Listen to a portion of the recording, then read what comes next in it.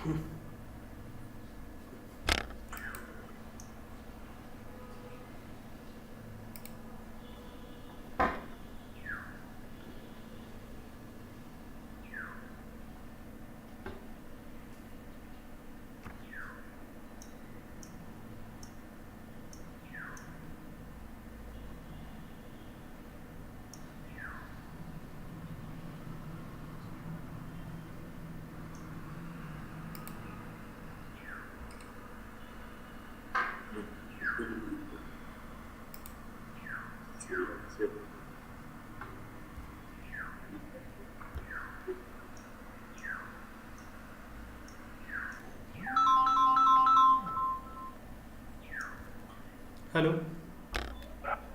नमस्ते, बोलिए।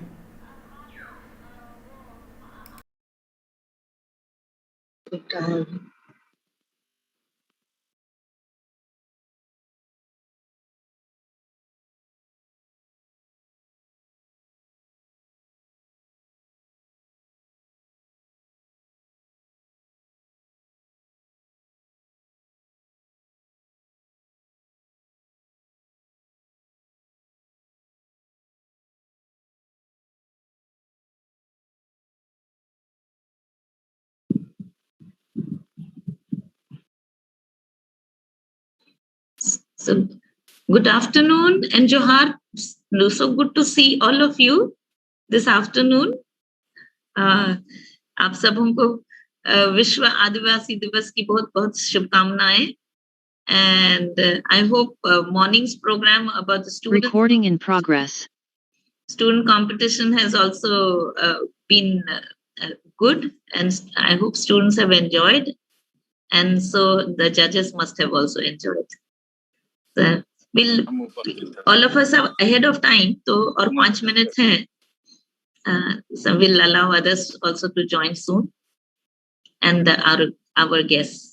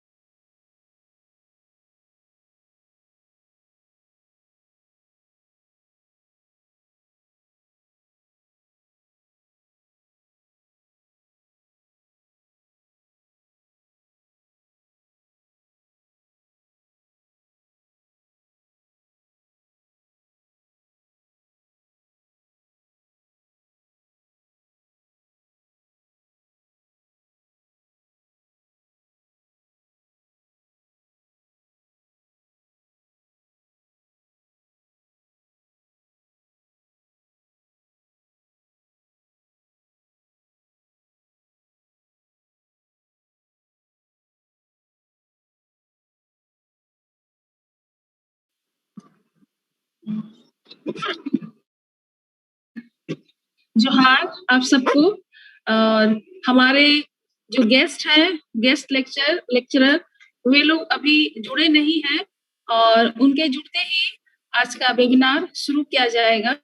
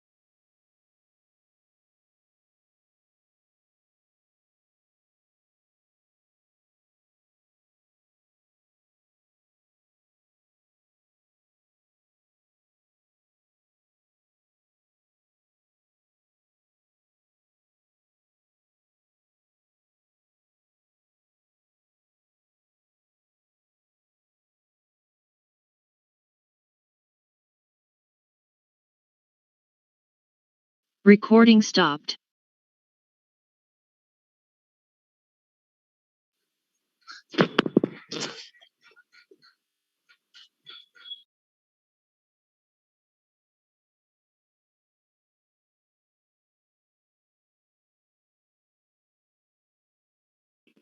Hello? I'm just logged in. I just logged in. Okay. Good, great. It hasn't been able to do something.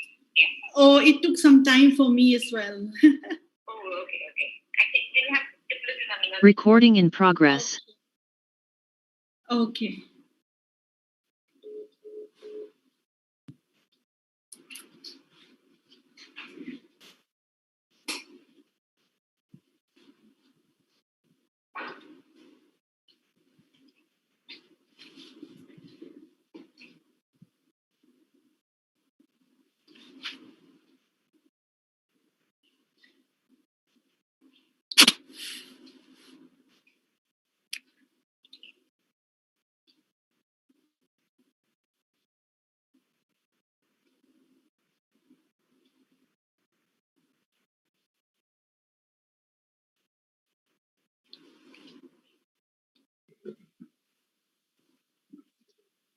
हमारी guest lecture आज एक जुड़ गई हैं और एक अभी नहीं जुड़ पा रही हैं और जुड़ने की कोशिश कर रही हैं। जुड़ते ही हम इस कार्यक्रम को शुरू करेंगे, बहुत जल्द ही शुरू करने वाले हैं।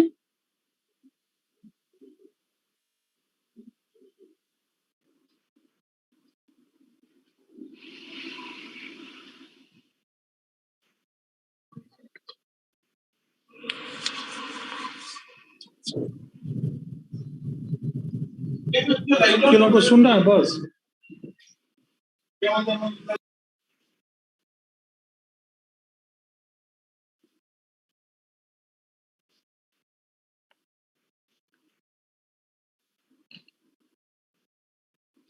Azai, Dr. Azai, do you have any slides to share? No. Okay, I'm okay. I'm Okay, the old tradition. Okay. People use techno savvy techniques like PowerPoint, but I prefer to go the traditional, conventional way. That's good, so that you have the entire script with you. You can expand it for a paper easily than from a PowerPoint. Yeah. Let's hope Triplet is able to join soon. Yes.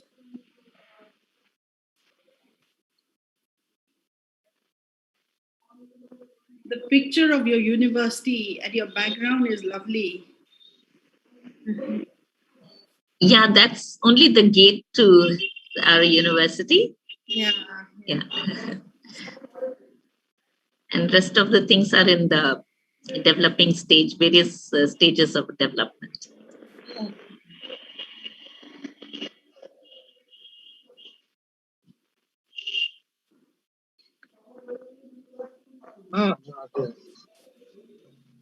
दिख रहा है? आवाज भी आ गई। हाँ बिल्कुल, सब बोलना होगा सर। आवाज निकल रही है। अभी आवाज ऑन है ना? हाँ अभी आवाज।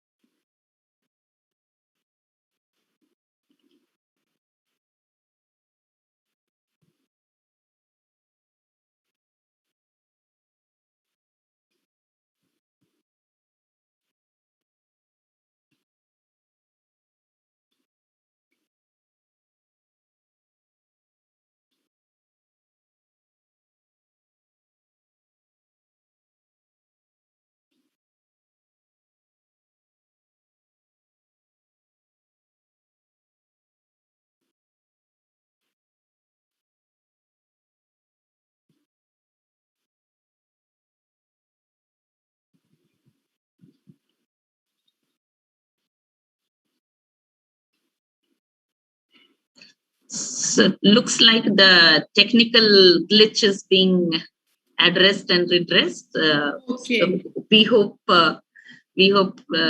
Professor Diplet Nombri would be able to join with our IT backup, technical backup, and her son's expertise. We hope she'll be able to join.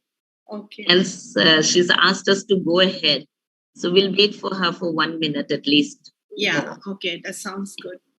And meanwhile, greetings to one and all on the occasion of World Indigenous Peoples Day, International Day of World Indigenous Peoples,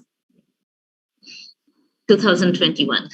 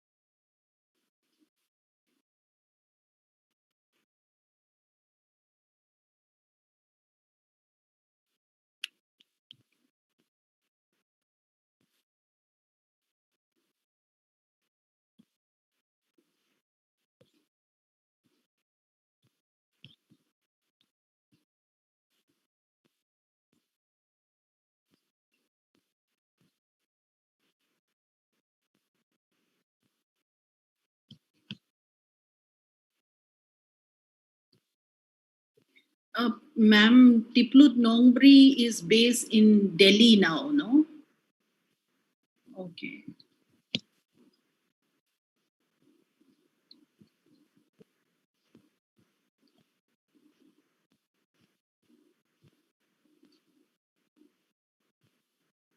I think there was some peculiar message that she was getting back. I mean, there's authentic participants only can join or something like that. Oh, So okay. maybe did you have similar messages bouncing back to you? No. No. Okay. I had some internet problem. Oh, okay. Connectivity problem. Okay.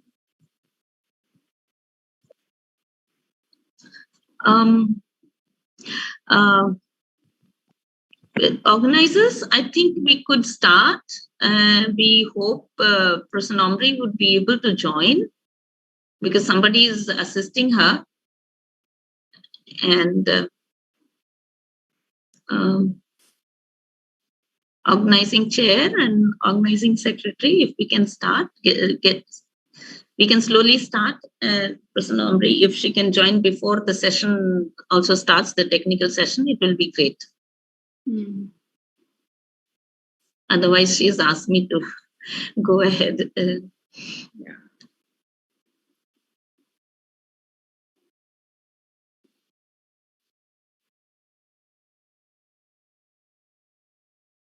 Rajiv Kirketa and Mary Margaret and our DSW sir.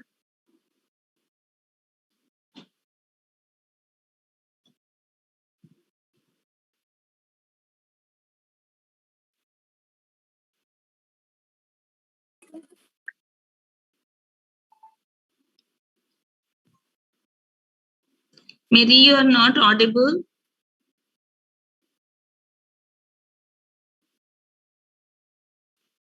Maybe मेरी पहले तो आपकी आवाज आ रही थी मेरी, आपका audio system audio का कुछ गड़बड़ हो गया.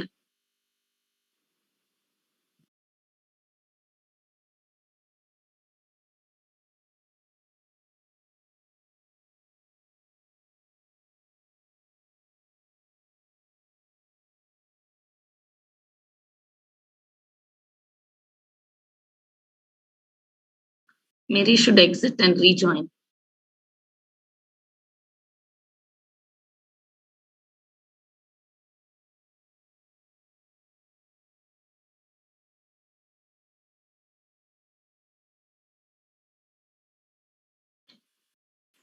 I hope in HCU you don't have such trouble, Azai, waiting for. We do. I think Okay, it's so a global the phenomenon. internet problem, we are dependent on the internet connectivity. Yes.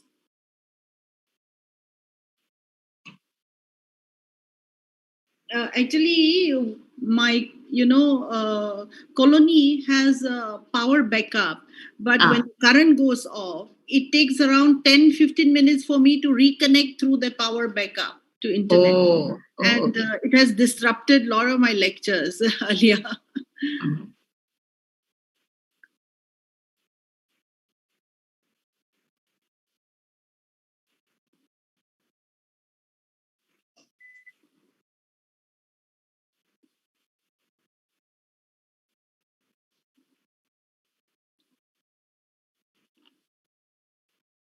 Hello.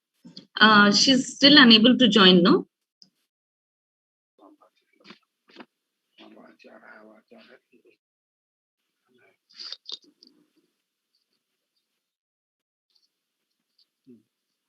Unmute कर दिया.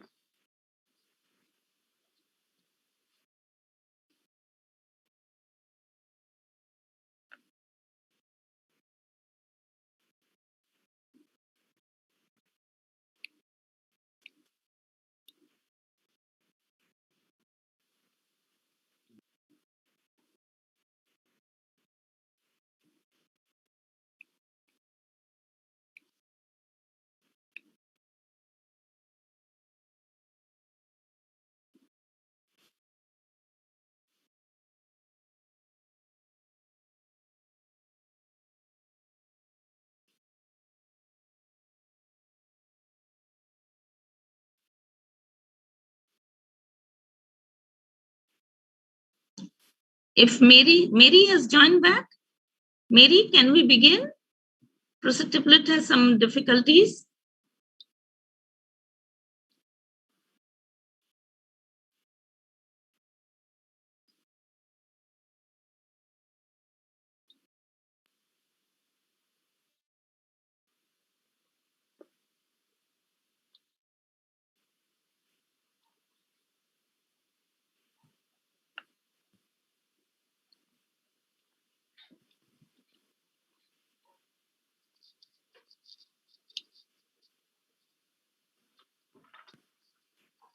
VC ma'am, मैं Rajiv gate तक कहना चाह रहा हूँ, जब तक कि मेरी मैडम अपना टेक्निकल प्रॉब्लम सॉल्व ना कर ले, तब तक क्या हम लोग फुल गीत शुरू कर सकते हैं?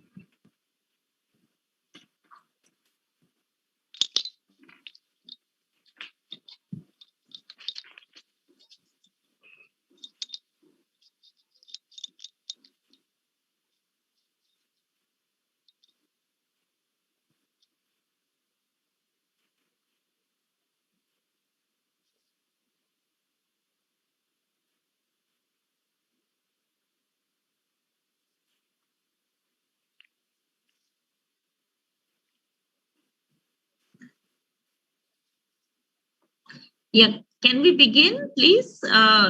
Prositiplet Namri is, she expressed her regret that she's unable to join because of certain setting problems of her Zoom and email synchrony and non-synchrony, but she's greeted us.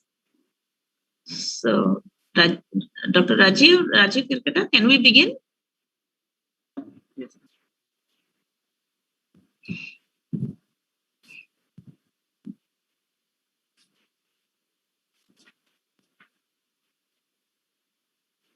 Mary's device is also not helping her.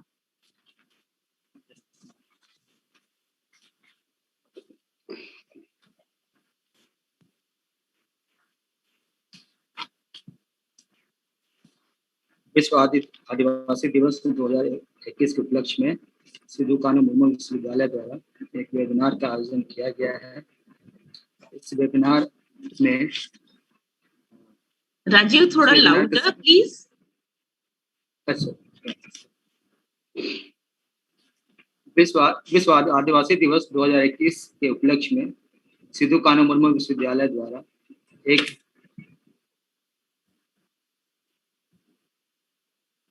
Webinar का आयोजन किया गया है. इस webinar के संरक्षक माननीय कुलपति महोदय प्रोफेसर सोना जहरिया मिस सिधू कानू मुर्मू विश्वविद्यालय दुमका है.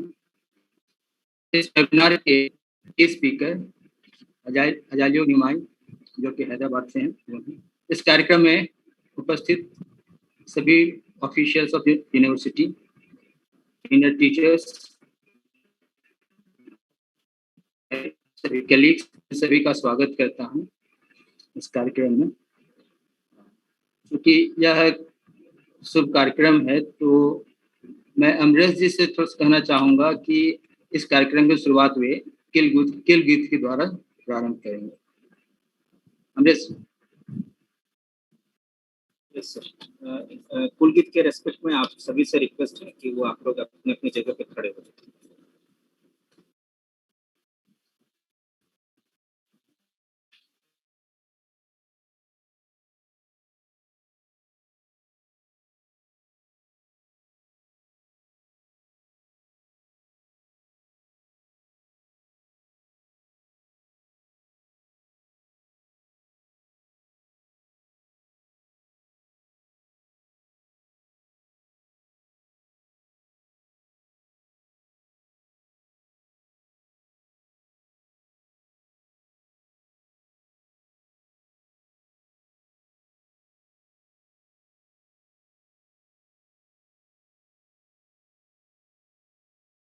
Amrish, we are unable to hear.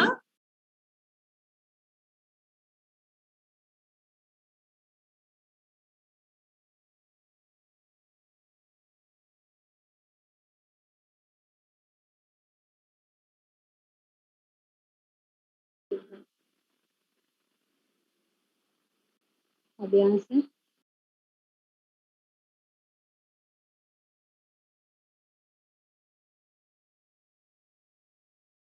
Sido kanu dil kariya alika mayanguha alayne bandhavaka nirburute sajavaka sunandi samsandar bargana tamak sati gubud gubud jual bulaha mamu okadi chal sukmar tulu isamboron samay mamu nuagi jiyan darsan kabu budakile mimadi ulas muthe sarire sarida hare chugur chuguri kala ama masarat re lagati tar swadore saro sundar hame kate dil dadite nid hoye matala akibati jajul sipindo hoy magu dosta fundono agi nirchir vivekini vidya Sido kanu virjaba sarva saksham sahi lakshmi unke balidan se gठित वन पर्वतों से सुशोभित स्वर्णिम भूमि संतल परगना की गूंज संग युवा आगे बढ़े हम न्याय अधिकार सुरक्षित प्रकृति रूप संजोए हम यही जीवन दर्शन अपना ज्ञान बुद्धि प्राप्त कर आनंद विभुर हुए हम सत्य पथ पर अग्रसर त्वरित पद बढ़ाए हम प्रकाश किरणों से प्रगति पथ उज्ज्वलित श्रेष्ठ कौशल प्राप्ति से हृदय समर शक्तिमान हुआ सकल विश्व ज्ञान जल सर्वदा चलाए रहे हम लक्ष्य हमारा यही हो वीर शील विवेकिनी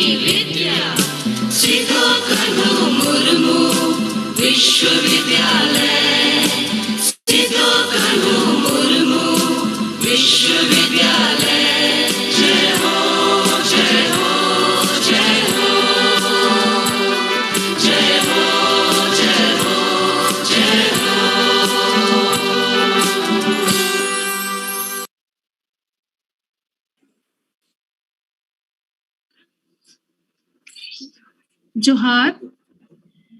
Good afternoon, everyone.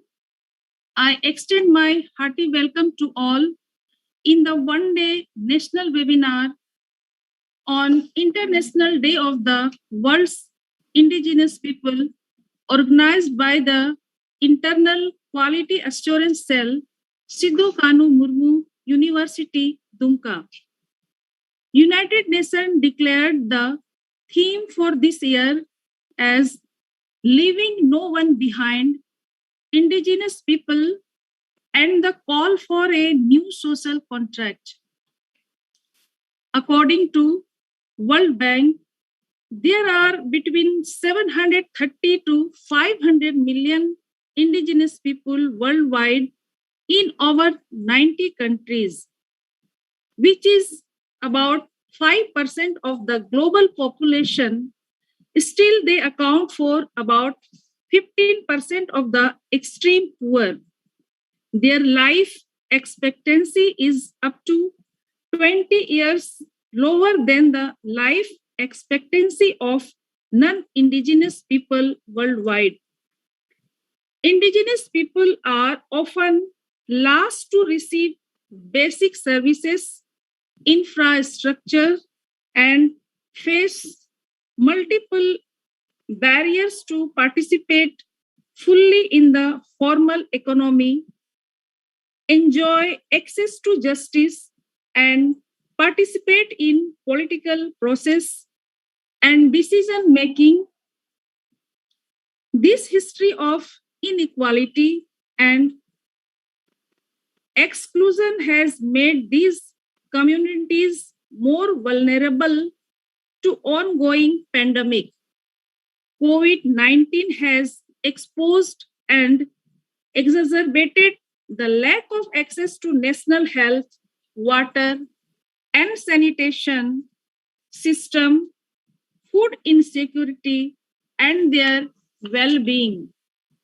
In this context, we commemorate this day on 9th August as International Day of World's Indigenous Peoples to raise awareness of the needs of indigenous people globally, and the theme becomes more relevant and apt under the current pandemic.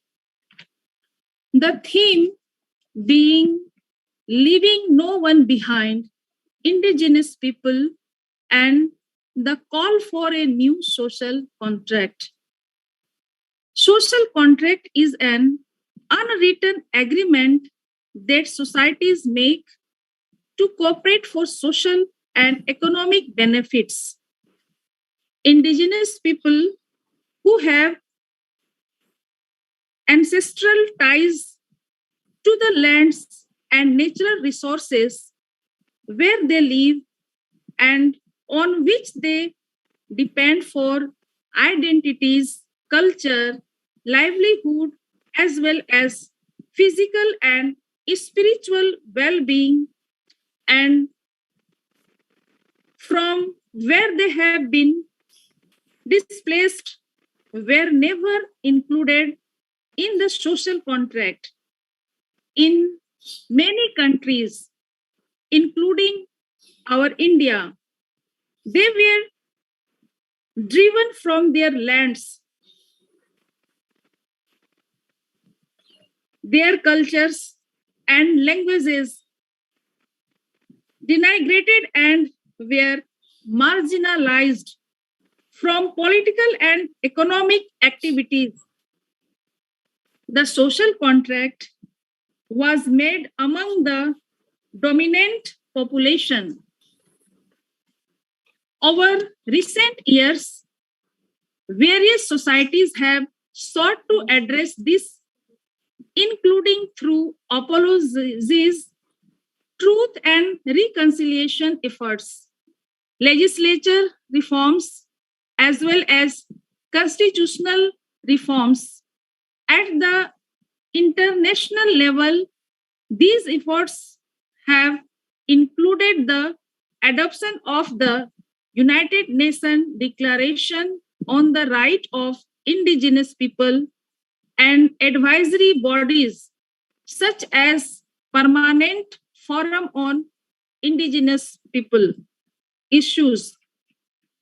Despite the existence of international instruments, not all are embarked on the collective journey to ensure that no one is left behind, including Indigenous people.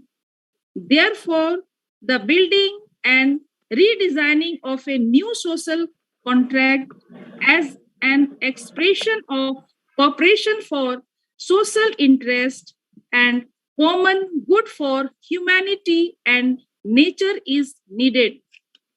The new social contract must be based on genuine participation and partnership that fosters an equal opportunities, respects the rights, dignity, and freedom of all, and work towards building a just, equitable, and more human society in accordance to the Sustainable Development Goals 2030. In context of the COVID-19 pandemic, there is an opportunity to work through the traditional authorities and healer of indigenous people to provide accurate information on disease prevention, support traditional medicine, livelihood, and recovery ways that are appropriate to indigenous people's priorities and culture. Also, indigenous people's right to participate in decision making is a key component in achieving reconciliation between indigenous people and state. Giving effect to this very core idea of participation, Sido KHANU Murmu University, situated in the tribal belt of the country and nurturing the local indigenous people towards realizing their full potential and participating at all level of decision making in social, educational, and political sphere is taking small but significant steps towards the larger goal of building an equitable society. Through this webinar today, where brilliant minds and experts from the field are gathered, we further aim to share knowledge, educate people, address current problems, and mobilize political will for the common collective goal. I once again welcome you all to today's webinar, and without any further ado, let's begin today's program. Now, I would like to invite organizing chair Dr. Sanjay Kumar Singh, DSW of SKMU University, for the welcome address. Dr. Singh is a very knowledgeable person, and it is through his initiative that today we are able to join this important webinar. Dr. Singh, please take over. Thank you, Mary Ji. Good afternoon and Johar to everyone. And my best congratulations for International Day of World Indigenous People, 1921. It is moment of... Dr. Singh, you are not audible. Can you come close to your device? You are not audible. Can you come a little closer to... yeah, if you're use your Hello. phone. Yes. Hello. Yes, now it's good. Hello, Ideal ma'am. Good afternoon and Johar to everyone. my best congratulations for International Day of World Indigenous People. It is a moment of great pleasure for me to welcome the guests who are present to attend the webinar. I will like to offer my best regard to our Honorable Vice Chancellor, Professor Dr. Sona Jharia Minj. It is due to his kindful direction, bridging, and support we are able to execute this kind of webinar in short span of time. I welcome the chairperson of the technical session. Unfortunately, she is not linked with us due to internet problem. Though Professor Tiflet Nongbai, she is from School of Social Science, JNU, New Delhi.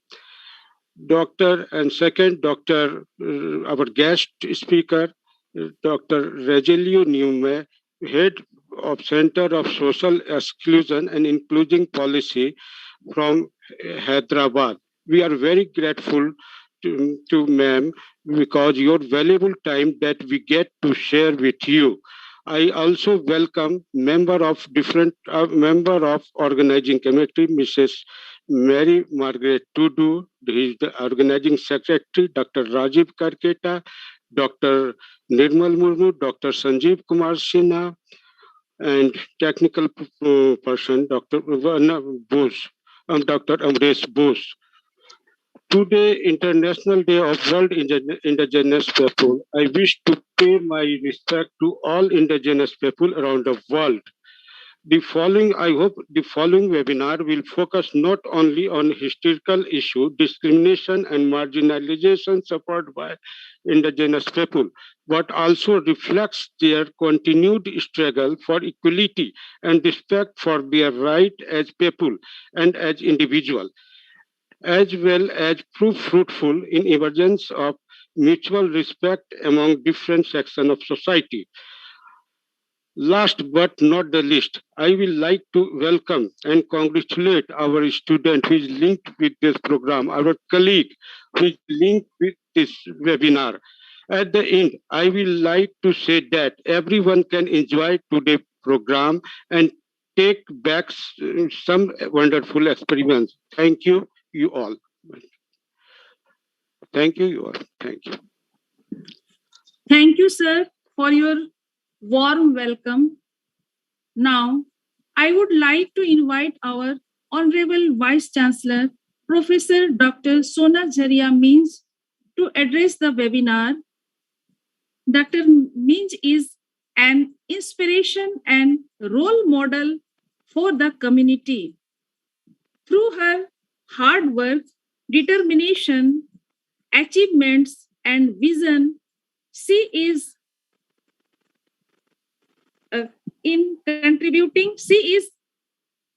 leading from the front in contributing towards building a just and equitable society. It is her efforts that has brought intellectuals from different parts of the country together with us in this webinar, and her initiatives and ambitions for the university and for education as a whole are highly appreciated. So, to guide us and to share with us a piece of her wisdom, I invite our Honorable Vice Chancellor, Professor Dr. Sona Jharia Minj, ma'am. Thank you, ma'am. Johar to one and all. Many greetings on this very auspicious occasion of International Day of World Indigenous People. And in India, probably we can say World Indigenous and Tribal Peoples Day. So welcome to one and all. I'm very thankful to Professor Tiflet Nomri. She's a senior friend and also has been a guide and mentor to many. She comes from Meghalaya, but I have had some occasion to interact with her and learn a lot from her. People like her have also contributed to my knowledge of social sciences, because I'm a trained mathematician and computer science person. But so I'm very thankful that she very readily agreed to chair the session when we on the theme, although the theme is a very broad theme of this year assigned by United Nations, leaving no one behind, Indigenous peoples and a new social contract. And this is a very, very social science and very, very comprehensive and wholesome topic. And I could not think of one of the best persons to be also speaking or bringing her knowledge into our deliberation this afternoon. I thought of Dr. Azai, as we normally call her, Azai Nyumai, who is a head of the Center for Social Exclusion and Inclusion in the School of Social Sciences of Hyderabad Central University. And she is a professor there. And I thought, her inputs would help us with, while the theme is very broad, but if she could bring home something which could be a local concept that we must be dealing with in Santhal Pargana and Jharkhand. And she has very kindly been very kind to be speaking to us, addressing us little lately on stolen lives of tribal girls in Jharkhand, a study of human trafficking. And so under this broad umbrella of leaving no one behind, we would be shortly listening from Dr. Professor Nyumai on her findings from the study that she would bring to us. However, while Mary has spoken so much about Indigenous peoples, data and everything, I was thinking she's exhausting all that I wanted to probably speak. So now I think I was able to, think of one aspect. 9th of August, which in 1994 was declared to be International Day of World Indigenous Peoples. Okay, and it is 27 years from then. And there have been these yearly themes that are for which the deliberation begins today. I would like to look at it like, the deliberation on this theme begins today because it's the theme of the year, for the year 2021. And maybe if from some of the departments of social sciences and even humanities in our SKMU, if you think of a topic and an expert person who can deliberate on yet another dimension on this theme, we could still go ahead and continue to celebrate this day throughout the year along this theme. And towards that end, as 9th of August is so close to 15th of August, the Independence Day of in our country, and our university is named after one of the pioneer revolutionaries who revolted against the British Raj and the systems they had instituted in and around the country in order to take hold of the land which did not at that time clearly belong to the state, but did belong to people. So without any so-called agreement that Mary was talking about, the social contract, without any agreement, there was this acquisition, an onslaught of acquisition of not only land, but to reduce people who apparently seemed powerless in comparison to them, to suppress, oppress, and continue to marginalize and deprive systematically. And part of that is that our leaders, our foreparents, because we do know Sido KHANU, Chand Bhairo, Fulo Jano, and Tilka Manji. And likewise, in the country, in various other parts of the country also, there have been individuals, and there were uprising by tribals and Adivasis and the Mool Nivasis who took up the fight against British, who spoke out, but just because they were in isolated pockets, probably that was one. It was never recognized to bring to the fore of the national movements, and therefore our heroes have remained unsung. And I think it is time. It is time that all institutions such as Sido KHANU Murmu University, all universities and colleges which are in such locations where we know our leaders had emerged from this land, like Santal Pargana. For Santal Pargana, we've got these, not only these 6 names, but others also who were martyred, who on one day also. So we need to bring out those names. We need to recollect those stories, and we need to reclaim their place, the rightful place in the freedom, in the history, or when the history is narrated again and again. We need to make that space for them and their honor in the freedom struggle of our country.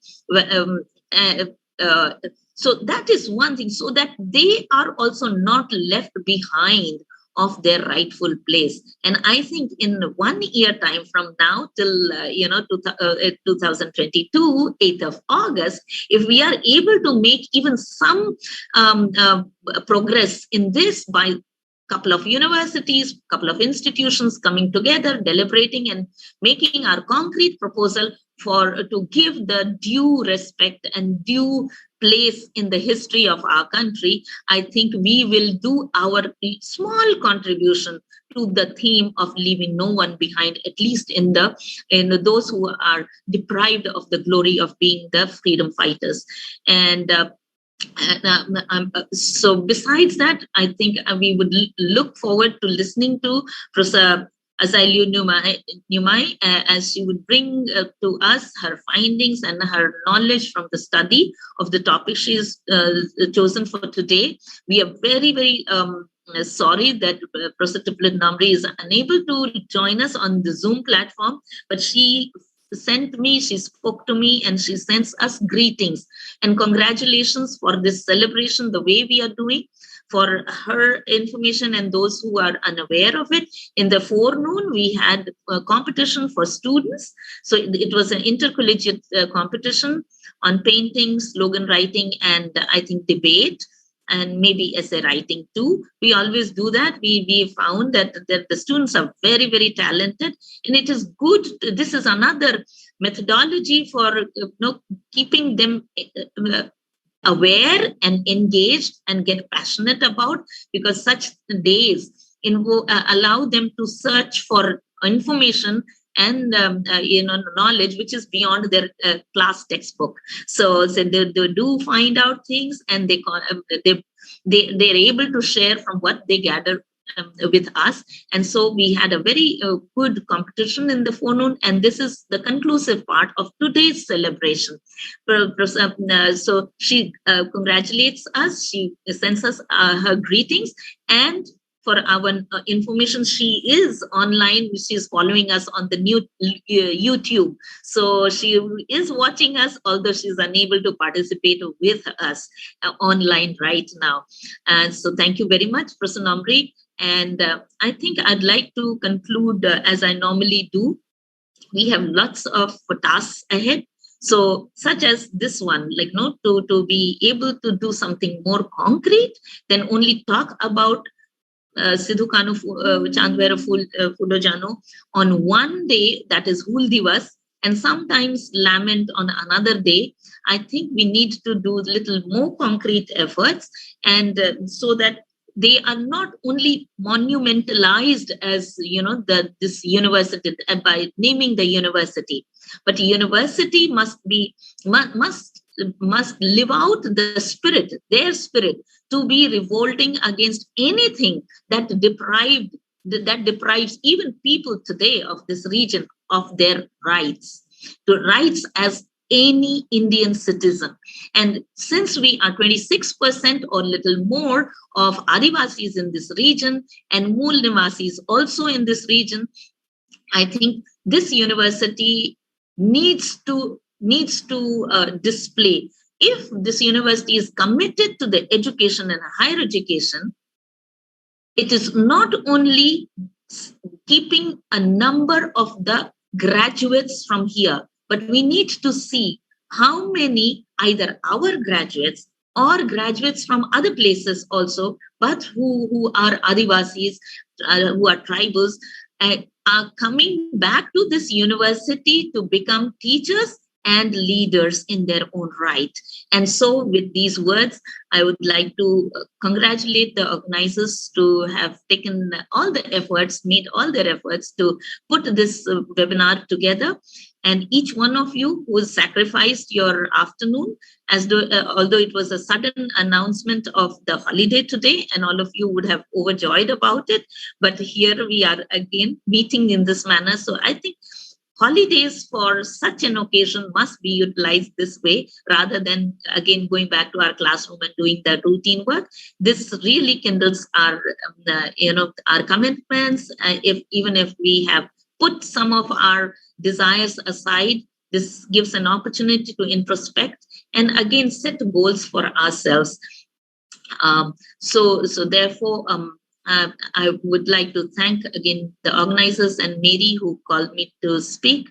And we look forward to our guest speaker. And I'm sure Mary would be able to at least get the question answer session to get in place, so that if there are questions to be asked, Mary can take the questions and just moderate, or if one of the deans would like to just step in because Professor Nomri is unable to join us online. Thank you very much, and good wishes to all of us. And let us all together join towards, seeing to it that, let me borrow Mary's phrase, towards just and equitable society that has been encoded in our Indian Constitution. The preamble itself gives us the picture of it, and let us work towards this. Thank you, and Johar. Thank you, ma'am, for your valuable words of knowledge and encouragement. Once again, thank you. Now, we are going to start our technical session. In today's program, we had two guests, but Dr. Tiplut Nongmari is not able to join the webinar due to technical difficulties. We will have to continue without her. Dr. Tiplut Nongmari would have chaired the technical session. Nevertheless, we will continue our technical session. Also, we will be taking questions after the session, and our guest speaker will be answering to the queries. Guest speaker, we have Professor Azaliu Numai with us. She is Professor of Sociology and head Center for the Study of Social Exclusion and Inclusive Policy, University of Hyderabad. She has served as the Assistant Professor, Department of Sociology in the University of Hyderabad from 2000 to 2009, and she is one of the pioneers in establishing the Center for Women's Studies, University of Hyderabad in 2007. Her specialization includes sociology of gender, Indian diaspora, Northeast studies, NGOs, and civil society. We are extremely honored to have you amongst us and are eagerly looking forward for the session. Welcome, ma'am. Dr. Numai, I request you to kindly take over. Yeah, okay. I just would like to express my gratitude for the wonderful introduction. And as I little louder, as I hear not audible. Okay. Is it okay now? Yeah, I would like to thank the Honorable Vice Chancellor of SKMU, Professor Sona Minj, Dr. Sanjay Singh, the organizing chair, Dr. Margaret Tudu, who's the convener of this webinar, and Rajiv Kerketa, organizing secretary, and all the team for inviting me to this special occasion of celebrating International Day of the World's Indigenous People 2021. SKMU is under the dynamic leadership of Professor Sona, and I'm sure that the university will grow like never before with a fresh new vision and agenda under her wings to take all the faculty, the non-teaching staff, and the students to the higher level. I wish everyone an inclusive International Day of the World's Indigenous People, where this year's theme is, as Dr. Margaret mentioned, and as the Vice Chancellor also pointed out, leaving no one behind, Indigenous people, and the call for a new social contract. A social contract, as Dr. Margaret mentioned, is an unwritten agreement that societies make to cooperate for social and economic benefit. And as we engage in the discourse on socio economic benefits, we need to identify the major problems, and therefore I wanted to talk of the traffic girls in Jharkhand, but since I haven't done an empirical field work as such in Jharkhand, I have decided to make a few changes in my topic. Sorry, Professor Sona, that I didn't, told you about the slight changes. I'm going to divide my talk into two major portions. The first portion will deal with the 5th and 6th schedule. And then the second portion will examine the social concerns of the tribes, where I will be touching about the lives of trafficked tribal girls in Jharkhand. Okay, so these are the two parts which I'm going to touch upon in my talk. Now, let me mention at the onset that in our country, Indigenous people constitute 8.6% only of the total India's population. And on this special day, I would like to draw your attention that the capitalist and surplus value oriented economic and political forces continue to exploit and uproot the tribes across the nation. And the worrisome current statistics reveals that around 104 million tribal people in India live as the poorest of the poor, and almost every second tribal family suffers from food insecurity. What does it mean? It means that malnourishment is rampant among the tribals in India due to low calorie intake, which is below the recommended dietary allowance. In fact, the nutrition experts estimate that an average daily consumption of each meal should be 1,500 calories per day.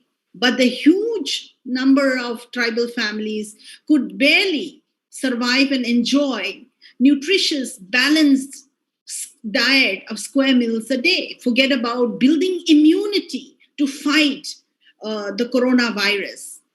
You know, we have been told during the second wave, and as we stand at this threshold of the third wave hitting us at any moment in August, you know, we're being told to build our immunity with protein diet. But it is a dream which is like a far, far flung dream for the tribal people to have this protein diet to build their immunity. The condition of tribes are pathetic even after 74 years of India's independence. The poor conditions of tribes continue to persist, although the government of India has taken a number of initiatives, number of measures, you know, which have failed to reach its goal at the grassroots level.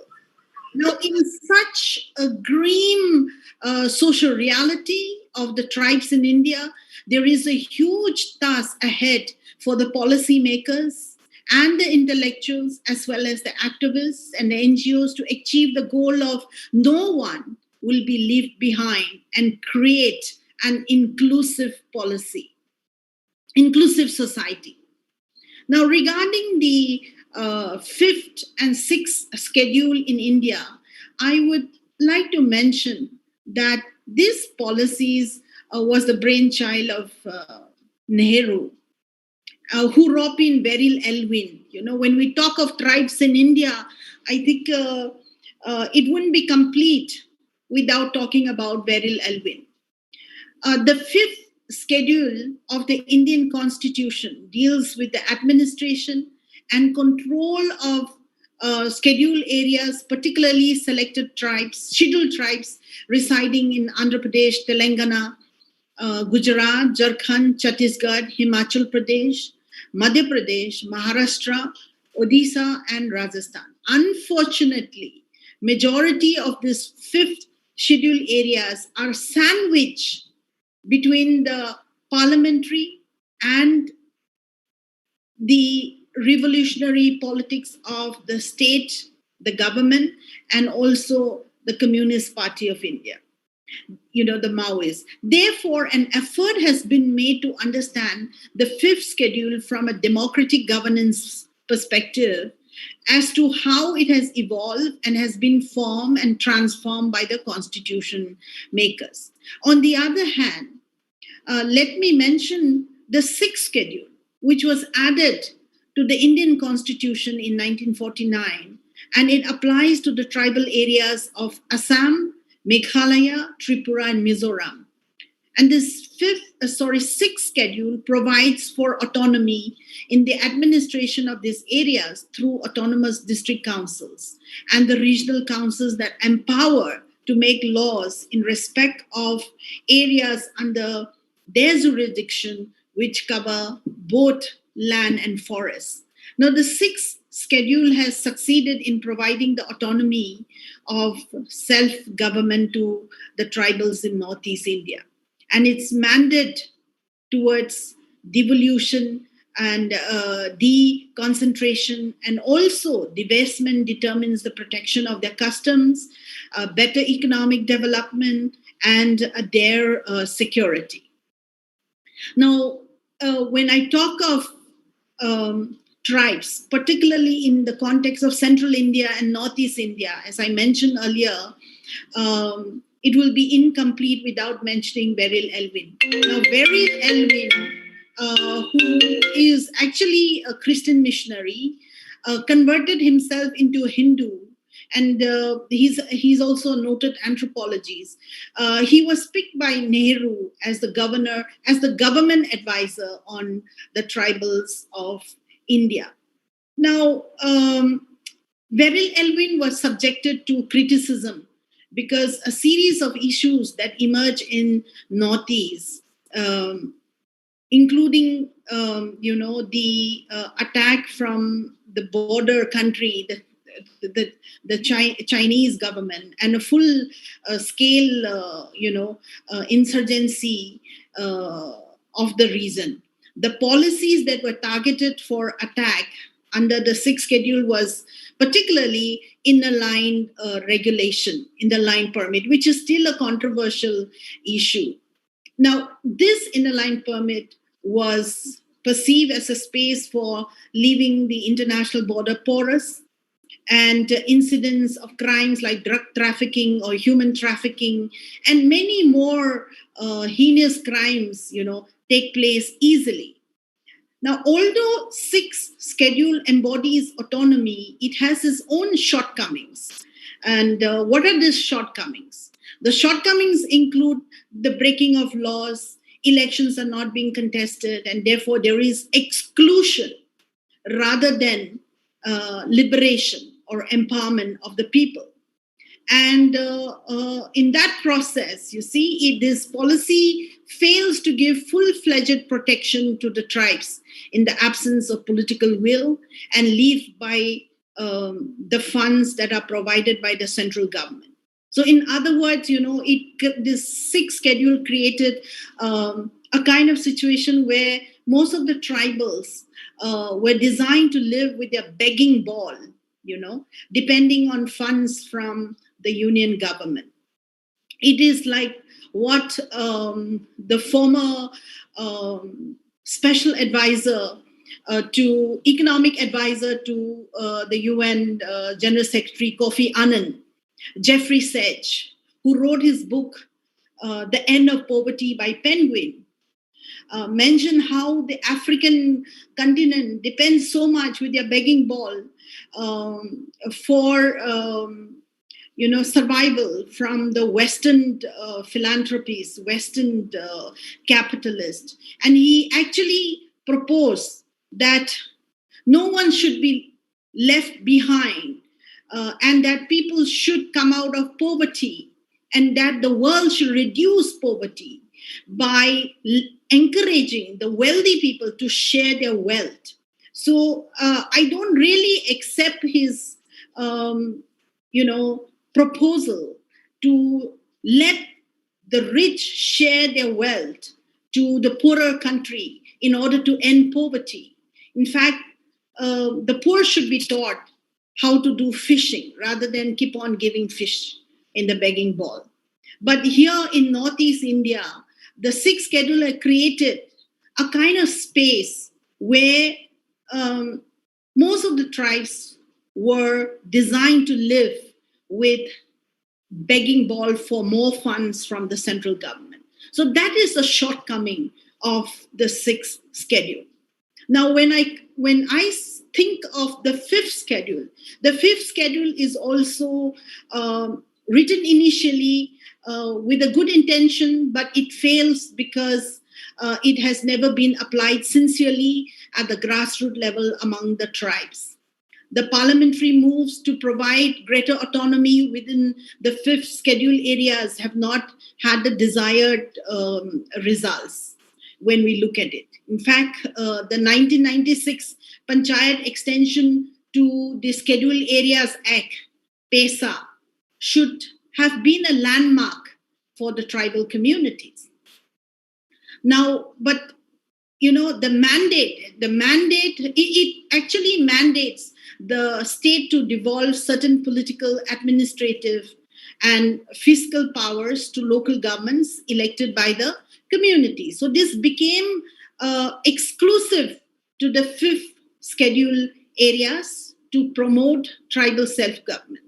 And this panchayat extension to the schedule areas was meant to benefit not only the tribals, but also to benefit other minority non-tribal communities. And it guarantees tribes half of the seats in the elected local governments and the seat of the chairperson at all hierarchical levels of the panchayat system.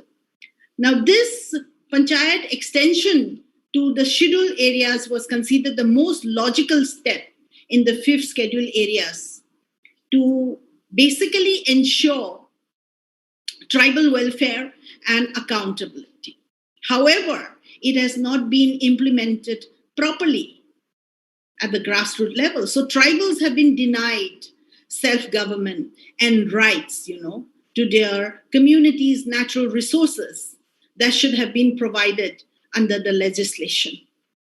Now, the critics argued that the government, the central government, can control this entire fifth schedule areas in the 10 states that I mentioned in the name of welfare and administration through the state government, especially through the governor's office. And this is a serious deficit in the context of democratic ethos and governance. Now, they also argued that there are other structural barriers in the fifth schedule, namely the creation of tribes advisory councils without any kind of powers, unlike the autonomous district councils that prevails in under the sixth schedule, So, see, the creation of these tribes advisory councils without any powers, which have legislative and financial powers to some extent, is one of the great barriers. The second barrier is no clarity on this tribes advisory council, especially the remaining 1/4 of the membership. And third is the reduction of the office of governor to a mere annual report writing institution to the president on the affairs of scheduled areas, rather than utilizing it as a guardian of constitutional governance. And lastly, the ambiguity of the discretionary rule of governor, and issues of constitutional governance. So understanding this, debating and understanding the structural barriers of the 5th schedule will definitely help to elucidate the 5th schedule and also its implications on the political autonomy of the tribal people. Now, the question is, will the government, the central government, as well as the state government, show the necessary political will to amend this framework of governance as laid down in the form of the 5th schedule? It's very important for the government to change their attitude and perception towards the welfare of the tribals through the prism of an effective state. And today, when we look, our Prime Minister Modi is attempting to build a brand new India with his 36 new Council of Ministers, comprising of many young politicians, representing various castes, tribes, and religious groups, when he announced last month in July. Now, for him, the new India attempts to liberate people from poverty and communal violence and nurture the sentiment of Bharat Jodo, that is connecting India across the country. Although the critics have been pointed out clearly that he was not pro-poor, but he was pro-capitalist. Now, only time will tell us if his new India vision will get materialized in a tangible way. Interestingly, I found that in his cabinet, a young woman MP, Srimati Annapurna Devi from Kodarma, Jharkhand, has been inducted as the Minister of State for Education, which is a welcome step, to exercise tribal women's political agency in a more effective way. However, one question arises as I think about this, as to what extent do the tribal women politicians utilize the invited space of political power to invent a space for them and bring about visible transformation for the tribal community? The tribal women have been deprived of political empowerment for the past several years. Even in a tribal state like Jharkhand or Mizoram or Nagaland or Meghalaya, we don't see tribal women political representatives, even at the state legislative level, nor at the member of parliament level. Therefore, the tribal women's political consciousness and affirmative action should be raised through their exposure to political power, decision-making process, and education. And it is a fact that education is a fundamental human rights and essential for sustainable human development. And I would like to quote Amartya Sen's work, because he argues that one's inability to convert her or his innate capabilities into useful achievements due to different deterrents in their social system can have a kind of negative impact on the quality of life, which in turn would prevent them from enjoying the kind of life they have reasons to value. Let me just come to the second portion of my talk on social concerns of tribes, including the lives of tribal girls in Jharkhand. Because when we talk of a particular society, a particular indigenous community, I strongly feel that we have to give importance to girls' lives, to women's lives. Without discussing the lives of girls and women, I have even examined the issues of feminine hygiene and menstruation, which many academicians till today perceive it as a very trivial issue. And I took it as a challenge to present the issue of feminine hygiene as an important academic discourse. Because when I look at the university, colleges and schools, almost 50%, if not 30%, or even up to maximum 50% in some colleges and universities. And some colleges have women's colleges or women's girls' school. When they constitute so much, when women constitute a huge population of an educational institution, and they have this problem of feminine hygiene, not having access to water, not having access to sanitary napkin, not having access to tablets, medications to control their cramp, pain. I mean, if we're not able to talk about it, then it is then there's something wrong. If we think that it is great for social scientists and intellectuals to talk only of politics and economics, but not talk about women's issue, I mean, there's seriously something wrong in it. And therefore, in my opinion, I'm convicted that when we talk of politics or when we talk of any serious issue, we also have to remember that, the lives of girls and women's issues are also equally important. So therefore, I just would like to briefly, in this second portion, talk about the lives of tribal girls in Jharkhand. Now, Jharkhand, as we all know, is one of the few youngest states in India, which is only 21 years old. And the state is a fulfillment of the long cherished dream and aspiration of the various tribes. But the state suffers from various social concerns, which you all know better than me. But let me point out and remind the audience here that some of the serious social concerns are illiteracy, ill health, which one of our faculty have pointed out in the beginning of this celebration. Ill health is one of the major problems. Malnutrition, food insecurity, lack of clean water, stigmatization, healthcare, sanitation, unemployment, poverty, and even superstitious belief. Jharkhand has a major social problem to do with witchcraft. And another problem is migration for labor, domestic servitude, and sexual exploitation, which needs to be examined from interdisciplinary perspective and bring about visible solutions to the problem. Now, the question arises as to why these social issues continue to exist in spite of the fact that Jharkhand has rich Adivasi knowledge system.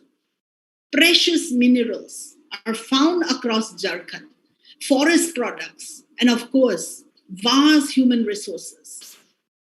Now, I tend to agree with Bangladeshi scholar Naila Kabir, who said that empowerment can be conceptualized in terms of resources, agency, and achievements. We say women hold half of the sky, but women and girls are sold like slaves in our postmodern society, in this world of ICT, information, communication, and technology. And Jharkhand is no exception. The lives of tribal women and girls in Jharkhand were stolen once they are sold as domestic laborers, servitudes, and to be sexually exploited in other metropolitan cities. In fact, India's first Prime Minister Jawaharlal Nehru said, to awaken the people, it is the women who must be awakened. Once she is on the move, the family moves, the village moves, the nation moves. Further, he said, you can tell the condition of a nation by looking at the status of its women. Now, if the status of Adivasi or tribal girls and women are continuously low, and they were exploited and oppressed even till today in the 21st century, when we are already thinking of, Mars planet, traveling to Mars planet. You see, if they are exploited and oppressed even till today, their family, their village, and society were to be doomed soon. Migration of tribes exposes them to different forms of discrimination for being both migrants and indigenous. And additionally, because they are often very poor. So the risk that tribal women and girls, not only from Jharkhand, from different other states, face is includes their diets, changing diets, what kind of food they eat. Once they migrate to another state, to another place, they have to change their diet. And that can lead to health concerns, the disruption of social bonds, changes of customs and values within their own tribal community, and also become victimized by organized crimes like human trafficking. In fact, when I look at the statistics of Jharkhand in the context of trafficking of girls from 2014 to 2020, the Jharkhand state, have registered 956 cases of girls, tribal girls being trafficked to different metropolitan cities, including adults and minors. And only 593 cases saw filing of charge sheet, which means that traffickers were never charge sheeted, which means that they were not penalized by the law enforcement agency. And it also says that every year, around 1,900 girls and women from Jharkhand are trafficked, as per the official record. So today, Jharkhand has emerged as a major source area for intra-country trafficking across the country. And most of this trafficking from Jharkhand are for domestic labor to metropolitan cities. I remember one person told me, Azai, do you know any church in Delhi who trains these tribal girls from Jharkhand for domestic servitude? I said, why? The person replied, I need a mate. And I know that there are institutes in Delhi which trains these tribal girls from Jharkhand, and they send the girls out to different families to work as maids, nannies, or whatever domestic labor work. And I was really shocked that we have an institute in Delhi that really institutionalizes the modern slavery system, using these girls from Jharkhand area particularly, and also Northeast India. Now, in cities like Delhi, the capital, a number of illegal placement agencies have really emerged in the past few years, where they take advantage of the loopholes of legal system to traffic mostly the poor innocent girls in the name of providing employment, but instead are put into extreme conditions of forced labor. They work whole day long without proper food and much rest. And many of these excluded girls who were rescued, who were repatriated, they suffer from trauma and internal injury forever in their lives. So several cases of sexual slavery have also been reported from Delhi, and the victims, have to go through counseling, psychological counseling, but those counselings will not help them to come out. So, how can we think of the slogan, no one left behind, on such a day like this, when every minute, we have missing girls, every minute women and girls are being trafficked to become sexual slaves or modern slaves. Now, I just would like to mention that the recent reports also point to the emergence of trafficking of women from Jharkhand for not only domestic labor and sexual exploitation, but for surrogacy in the IVF centers across the country, where their job is to get pregnant for 9 months and then deliver babies who are then given to the surrogate parents, or the child, the infant, is sold off for a huge price, not only within the country, but also overseas. So in a nutshell, let me try to wind up in 2-3 minutes. In a nutshell, trafficking is the pathway to the total destruction of humanity. And it not only ruins the body and mind, but also destroys the victim completely. And it is the marriage of technology with criminality and the emergence of networks that can easily adapt and are also well stocked with money, as there is a digital transfer that has made them bold to become more effective. The existing problem requires a combination of both the top-down approach and the bottom-up approach to bring in the necessary legal framework, social awareness, and political actions. So far, if we look at the literature of tribes in India, it represents not only their culture, their ethos, their ethnocentric worldview, and also their identity, their social norms, their taboos and things like that. But it also reflects on the misreading of them and their culture by other scholars.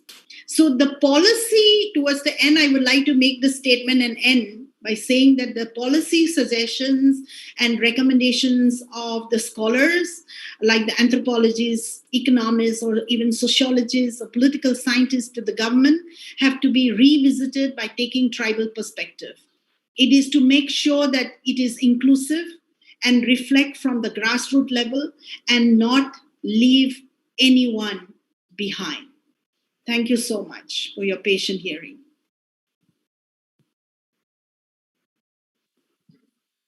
Thank you, ma'am. We will be taking questions now. Participants, if you have questions, you can raise your hand in the chat. I will let you ask one by one. Ask your questions.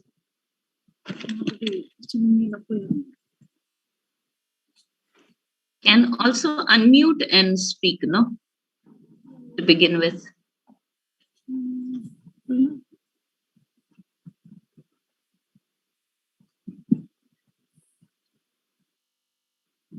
I think everyone agree with what I have mentioned. Ma'am? Hello? Yeah, we can hear you. You may Yes, go. ma'am. Thanks a lot for the updates, ma'am, on this auspicious day. I am Father Stephen Raj from St. Xavier's College, Dumka. We are one of the affiliated colleges under this reputed university. Ma'am, I want to know, we try our level best to empower our children. Being an Indigenous Day, we try to empower the students, both boys and girls. But still, in spite of that, they find difficult to come out of that sort of phobia or complex is there. So besides educations, can you give some suggestion, ma'am? How can we empower our children who are going to be the future? And ma'am, our Vice Chancellor honorably mentioned clearly they're the future bones and the pillars of this area. So how we can back them and strengthen them besides educations? Any strategy that do you follow in your place, ma'am? That will be enlightening us. Thank you for your question. I strongly feel that you already have the answer, because for me, there are three major things that we need to focus on. First is education, second is education, and finally the third one is also education. So you are on a right track, I feel. And but on top of that, practically speaking, and also from a sociological point of view, I feel that you need to have a parent-teacher interaction more often, because you already have done a good job of trying to empower them and counsel them. But parents also play an important role. When a child is socialized from childhood, to behave in certain way and to cherish certain values and follow certain norms, it's very difficult for them to break away when they enter university or college. So you need to have an interaction even with parents. That's what I feel. Because parents and teachers have to join hands together to empower this youth, who are our social and cultural capital in a sociological way. Thank you. Thank you, ma'am.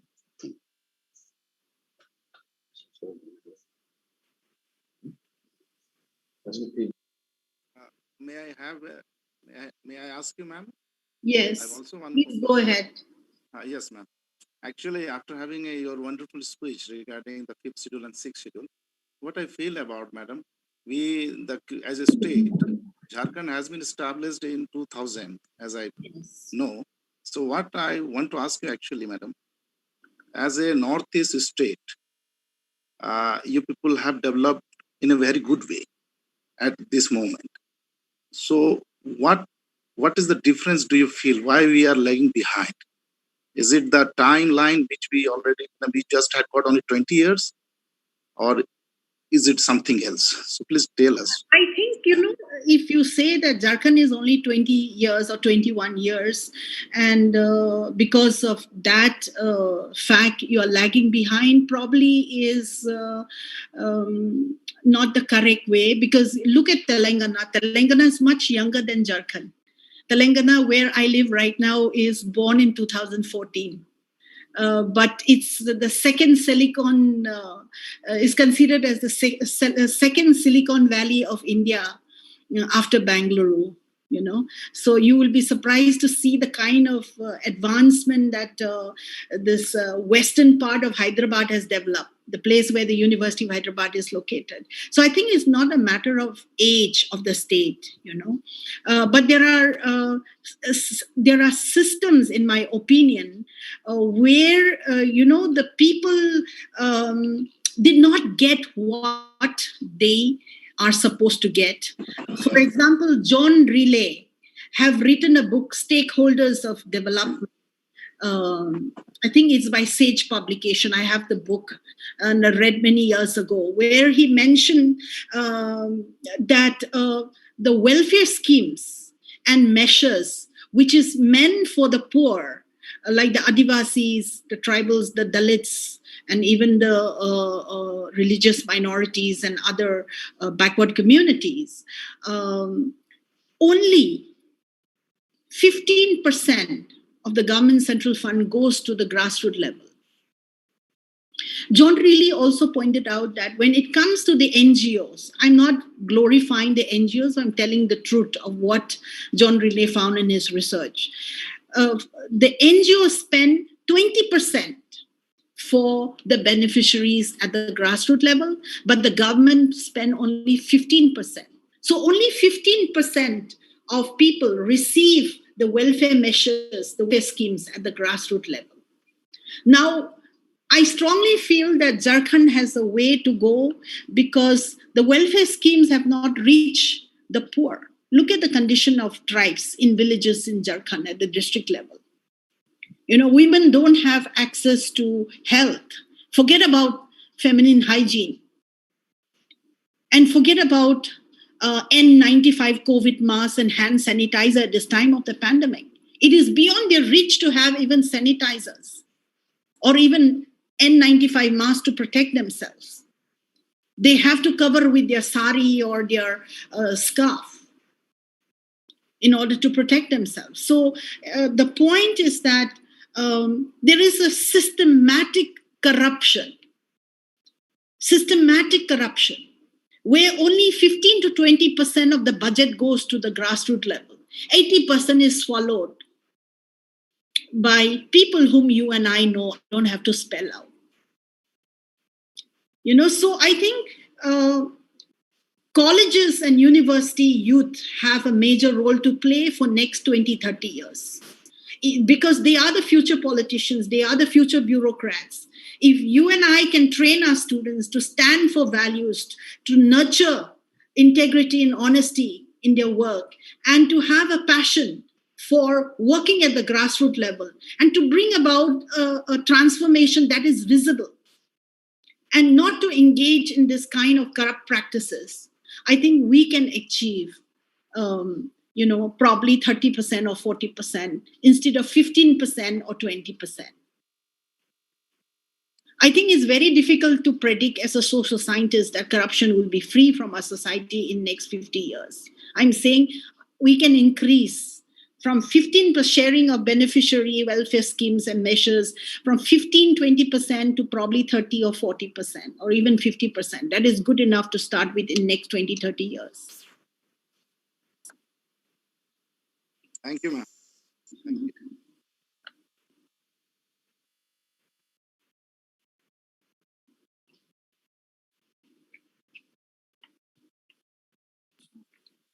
I just would like to also add, before another question comes in, that the amount of exploitation that takes place, especially when it comes to Adivasi tribal girls from Jharkhand, who are trafficked to work as domestic laborers, to work as sexual slavery in metropolitan cities like Delhi, particularly, or Mumbai or Calcutta. The NGO should join hands together. There should be an umbrella organization at the state level in Jharkhand. It is already there, and that is one proposal that I would like to lay upon here in this platform, that there should be an umbrella organization at the state level to curtail trafficking of girls. Number two, the traffickers should be charge sheeted. That means we need to really network with the law enforcement agencies and urge them to penalize and charge sheet the traffickers in a severe way. Apply the law. It may be POCSO or it may be Anti-Trafficking Bill of 2018. The law should be implemented strictly. For example, when I went for my field work in Meghalaya and Assam in 2019, under my ICSSR research project, I found that the registered case of trafficking of girls have reduced drastically as compared to Manipur. And it was shocking. And I spoke to the IPS officers and also NGO activists and social activists. Now, they informed me that there are different forms of trafficking now with ICT, like Facebook, WhatsApp. There are very smart, techno-savvy way of trafficking used by traffickers. But then official statistics shows very minimal. Now, one of the things that I'm trying to say is that a noted politician from the Meghalaya State Legislative Assembly was arrested for trafficking minor girls. He was put behind the bar. He was out from the jail recently on health ground. Now, that kind of, arresting a policymaker, a politician, send across a strong message to the ordinary trafficker who exploit tribal girls and women or any other girls that, well, we better behave ourselves. Because if the powerful, influential people can be arrested and put behind the bar, who am I? So I better stop from doing this. So that kind of system should be in place in Jharkhand, where the people, how mighty they are, how powerful they are, if they are engaged in exploiting people, they should be booked and charge sheeted. That's number two. And number three solution I find is in your esteemed university or even in the colleges affiliated to your university, you can plant and think of having anti-human trafficking unit. See, when we say trafficking, we often think of sex only. No, it is not sex alone. It is to do with labor. It is to do with, human organ transplantation. It's to do with exploitation of many kinds. It's also to do with deception according to the UN definition of trafficking. You deceive a girl, you deceive her parents. That also comes under human trafficking, You force a girl to migrate by deceiving her that she will be paid 20,000 or 40,000 in Delhi. When she reaches there, she's not paid, or she's paid only 2,000 or 3,000. That is deception. That comes under human trafficking, of the UN definition. So I strongly feel that colleges and universities also have a place to play, in the sense like students have to take active part. What is this trafficking? So that is again a proposal from my side to reduce the rate of exploiting the tribal Adivasi girls. On this day when we are saying leave no one behind, if the girl's life, if the women's life are at risk, how can we shout of this slogan, leave no one behind? We have to include the girls in all these policies. We have to include women in all this policy, because without them, there will be no society, right? There will be no family, there will be no nation. So they play a significant role. I mean, it's very disturbing to even talk of the fact that in India, we have women who are worshipped. We have devis, we have goddesses whom people worship. Even menstruating goddess. When I did my research on menstruation in South India, in Hyderabad, I visited this temple during my school excursion many years ago in the 1990s. Kamakhya temple in Guwahati. That's a menstruating temple. It's called the fertility goddess, where the newly married couple go there to worship for having fertility, enhancing their fertility. But we don't think, we don't accept, even intellectuals don't think menstruation is a big thing. In fact, when I did my international workshop on menstruation, and I have invited even delegates from US. So the American collaborator, the American professors also attended my workshop in the University of Hyderabad. One of the senior professor in the corridor of School of Social Science told me on my face, Azali, what are you doing? Why are you talking about menstruation? So it sends across a message to me, well, I'm talking about politics. I'm talking about big issues. You're talking about petty issues. And I challenged him and replied, the issues of menstruation affects your wife, your daughter-in-law. It affects attendance of children in school and university and colleges. And these are considered as trivial for many years. It's time for us to open our mouth and talk, because these are issues that affects your wife's life, my life, your daughter's life, every woman's life. And this is not a trivial issue. Okay, so I'm just throwing up these challenges for your students who are present here to think of new topics, challenging emerging trends in social sciences, and also think of inclusiveness, bringing in girls and women, especially the Adivasi tribal girls and women, into the picture of research, and bringing in everyone along with you. Taking everyone along, as we don't want to leave anyone behind us, but to walk together in this democratic nation.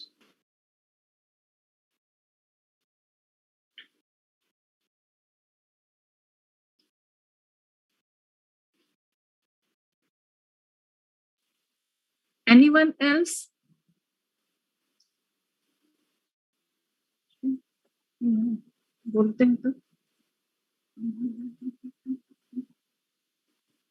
Somebody wrote, the establishment of anti-human trafficking cell in educational institution must be done proactively. Yes, in Telangana and Andhra Pradesh, action is going on. In fact, in 2020, during the lockdown, I have conducted this international anti-human trafficking webinar along with the NGO called Red Drops and AP Andhra Pradesh Mahila Commission, and where PM Nair, who handled Rajiv Gandhi's assassination case and who've also written books on anti-human trafficking in India, also came, and we've invited not only the scholars but also NGO activists and police officials who handle the crime branch, CID branches, crime investigation department also joined. And actually, this Anti-Human Trafficking Club is also the brainchild of PM Nair, the former IPS officer, you know. And so Andhra Pradesh and Telangana is on action right now, and I hope that you know, the other states like Jharkhand and Northeast and other southern states will also follow up slowly.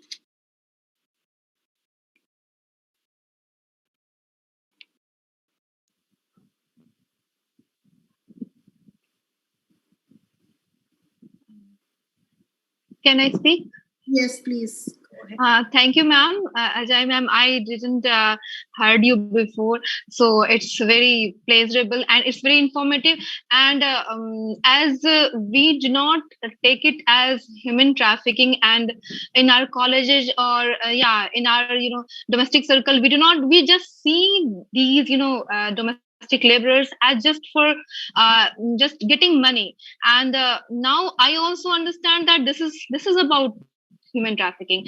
And if we educate our college students, graduates, and PG students that this is human trafficking, and this, why this happens, because of unemployment. So basic now we are facing this problem of human trafficking, means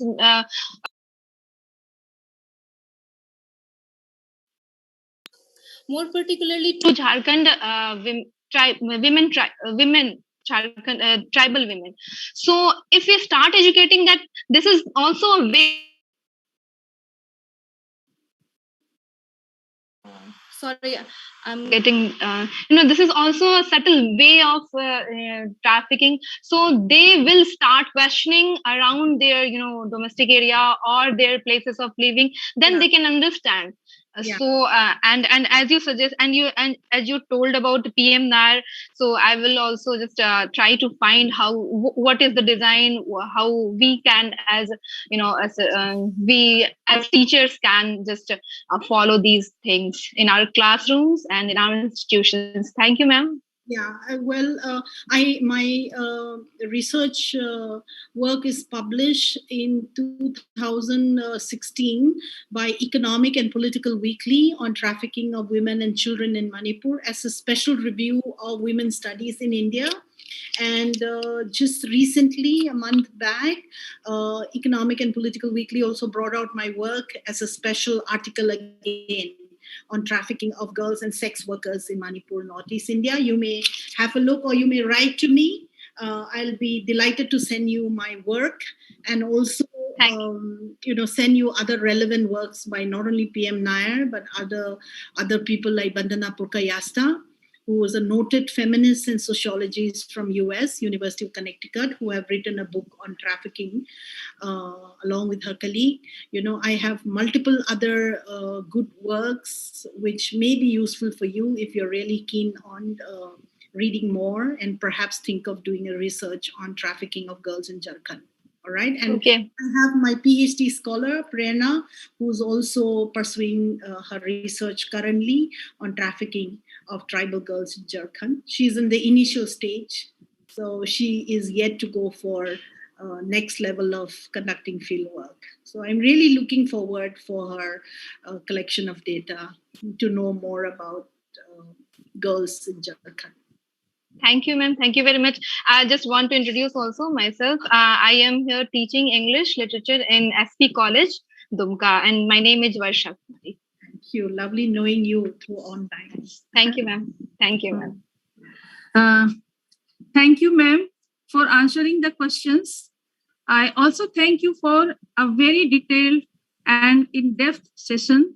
You talked about the different aspects of problems and issues of the tribal people of our country, especially Jharkhand.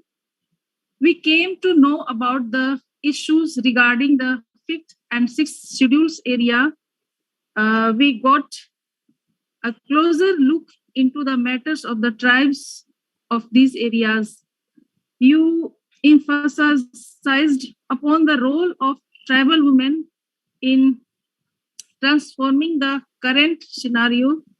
We went into the root of serious problem of trafficking of girls of Jharkhand, and we hope that the solution you suggested are taken up. Thank you, ma'am. Thank you. Thank you so much. Yeah, I thank. I would also like to thank our Honorable Vice Chancellor, Professor Dr. Sona Jaria, ma'am, for her guidance and presence. I would also thank our Registrar of SKMU, Dr. Sanjay Kumar Sinha, a very knowledgeable and responsible person. I would also like to thank the organizing team of IQAC SKMU Dumka, its organizing chair, Dr. Sanjay Kumar Singh, DSW of SKMU Dumka. I would also like to congratulate both the organizing secretary, Mr. Rajiv Kerketta, Assistant Professor in Department of Economics in PG SKMU, and Mr.